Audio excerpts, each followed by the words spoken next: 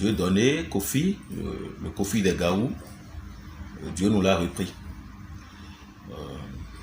Il est parti, on n'entendra plus sa voix rayée, sa voix à la borne de celle de l'honorable Rachidi Gbadamassi ou des revenants. Car pour de vrai, il a rejoint les vrais revenants. On n'entendra plus ses rébellions, ses plaintes et complaintes.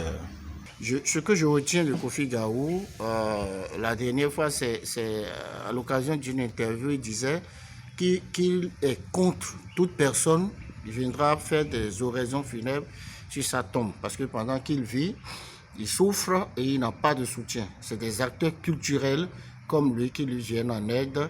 Et voilà, il est parti des suites d'un arrêt cardiaque. Kofi Gaou est un artiste en pair.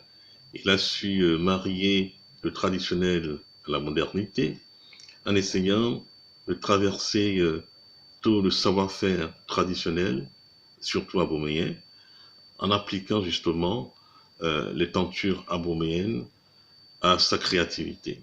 Quand je pense à l'illustre disparu, je pense à tout ce que nous avons fait ensemble. C'était dans les années 90, c'était sur le magazine Baobab d'abord, puis après sur Taxi Brousse.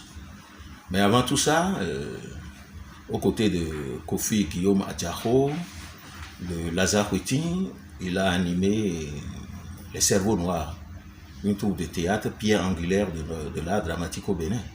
Il a détecté aussi des talents sûrs de notre théâtre, tels que Aloubindine. On l'appelait Awanga, parce que il aimait se mettre devant tout, bousculer les choses, faire avancer les choses. Il était passionné de l'art. Il faisait la tenture, la sculpture, la teinture. Et Gaou, quand il montait sur scène, c'était une bombe avec sa voix. Gaou. Kofi Gaou est un passionné, c'est à lui que nous devons le statut de l'artiste. C'est un plasticien de talent, un créateur de talent, un costumier, un metteur en scène, un comédien.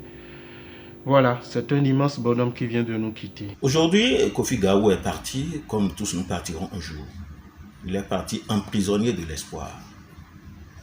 Et comme lui, nous gardons l'espoir que les choses changeront. Et puis ça doit changer.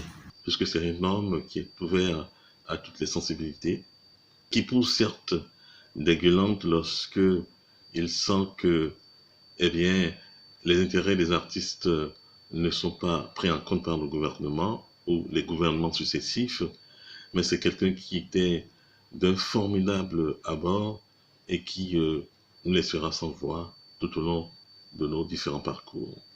Repose en paix, mon brave. Mes condoléances à sa famille et à tout le peuple béninois. J'ai fait cette interview devant ce petit coin de ma maison, un coin que je trouve qui te ressemble. J'aimerais que la beauté de ce coin, 1000 fois cette beauté te précède dans ce pays où tu vas, un pays d'où personne ne revient. Que tu ailles encore là-bas, vivre dans du beau Gaou. Adieu.